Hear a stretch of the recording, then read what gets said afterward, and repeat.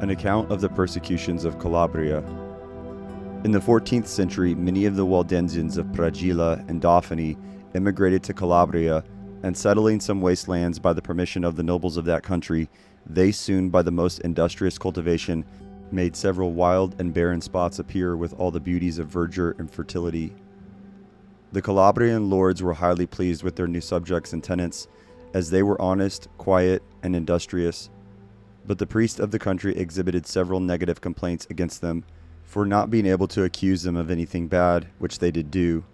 They founded accusations on what they did not do, and charged them with not being Roman Catholics, with not making any of their boys priests, with not making any of their girls nuns, with not going to Mass, with not giving wax tapers to their priests as offerings, with not going on pilgrimages, with not bowing to images. The Calabrian lords, however, quieted the priests by telling them that these people were extremely harmless, that they gave no offense to the Roman Catholics, and cheerfully paid the tithes to the priests, whose revenues were considerably increased by their coming into the country, and who of consequence ought to be the last persons to complain of them. Things went on tolerably well after this for a few years, during which the Waldensians formed themselves into two corporate towns, annexing several villages to the jurisdiction of them. At length they sent to Geneva for 2 clergymen, one to preach in each town, as they determined to make a public profession of their faith. Intelligence of this affair being carried to the Pope Pius IV, he determined to exterminate them from Calabria. To this end he sent Cardinal Alessandrino, a man of very violent temper and a furious bigot, together with 2 monks to Calabria, where they were to act as inquisitors. These authorized persons came to St. Zist, one of the towns built by the Waldensians, and having assembled the people, told them that they should receive no injury, if they would accept of preachers appointed by the Pope. But if they would not, they should be deprived both of their properties and lives, and that their intentions might be known. Mass should be publicly said that afternoon, at which they were ordered to attend. The people of St. Zist, instead of attending Mass, fled into the woods with their families, and thus disappointed the cardinal and his coadjutors. The cardinal then proceeded to La Garde, the other town belonging to the Waldensians, where, not to be served as he had been at St. Zist, he ordered the gates to be locked and all avenues guarded. The same proposals were then made to the inhabitants of La Garde, as had previously been offered to those of St. Zist, but with this additional piece of artifice. The cardinal assured them that the inhabitants of St. Zist had immediately come into his proposals, and agreed that the Pope should appoint them preachers. This falsehood succeeded, for the people of La Garde, thinking what the cardinal had told them to be the truth, said they would exactly follow the example of their brethren at St. Zist. The cardinal, having gained his point by deluding the people of one town, sent for troops of soldiers with a view to murder those of the other. He accordingly dispatched the soldiers into the woods to hunt down the inhabitants of St. Zist like wild beasts, and gave them strict orders to spare neither age nor sex, but to kill all they came near. The troops entered the woods, and many fell a prey to their ferocity before the Waldensians were properly apprised of their design. At length, however, they determined to sell their lives as dear as possible, when several conflicts happened, in which the half-armed Waldensians performed prodigies of valor, and many were slain on both sides. The greatest part of the troops being killed in the different combats, the rest were compelled to retreat, which so enraged the cardinal that he wrote to the Viceroy of Naples for reinforcements.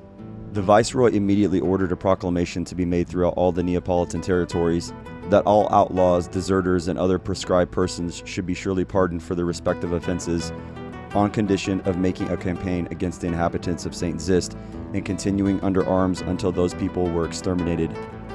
Many persons of desperate fortunes came in upon this proclamation, and being formed into light companies, were sent to scour the woods, and put to death all they could meet with of the reformed religion. The Viceroy himself likewise joined the cardinal at the head of a body of regular forces, and in conjunction they did all they could to harass the poor people in the woods. Some they caught and hanged upon trees, cut down bows and burnt them, or ripped them open and left their bodies to be devoured by wild beasts or birds of prey. Many they shot at a distance, but the greatest number they hunted down by way of sport. A few hid themselves in caves, but famine destroyed them in their retreat, and thus all these poor people perished, by various means, to glut the bigoted malice of their merciless persecutors. The inhabitants of St. Zis were no sooner exterminated than those of La Garde engaged the attention of the cardinal and viceroy.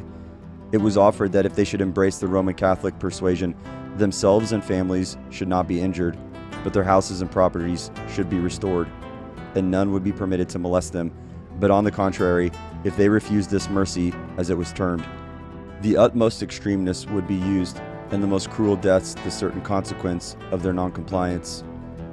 Notwithstanding the promises on one side, the menaces on the other, these worthy people unanimously refused to renounce their religion or embrace the errors of popery. This exasperated the cardinal and viceroy so much that 30 of them were ordered to be put immediately to the rack as a terror to the rest. Those who were put to the rack were treated with such severity that several died under the tortures. One, Charlin, in particular, was so cruelly used that his belly burst, his bowels came out, and he expired in the greatest agonies. These barbarities, however, did not answer the purposes for which they were intended, for those who remained alive after the rack and those who had not felt the rack remained equally constant in their faith and boldly declared that no tortures of body or terrors of mind should ever induce them to renounce their God or worship images. Several were then, by the cardinal's order, stripped stark naked and whipped to death with iron rods, and some were hacked to pieces with large knives. Others were thrown down from the top of a large tower, and many were covered over with pitch and burnt alive. One of the monks who attended the cardinal, being naturally of a savage and cruel disposition, requested of him that he might shed some of the blood of these poor people with his own hands. When his request being granted, the barbarous man took a large sharp knife and cut the throats of 80 men, women, and children, with as little remorse as a butcher would have killed so many sheep. Every one of these bodies were then ordered to be quartered, and quarters placed upon stakes, and then fixed in different parts of the country within a circuit of 30 miles. The 4 principal men of La Garde were hanged, and the clergyman was thrown from the top of his church steeple.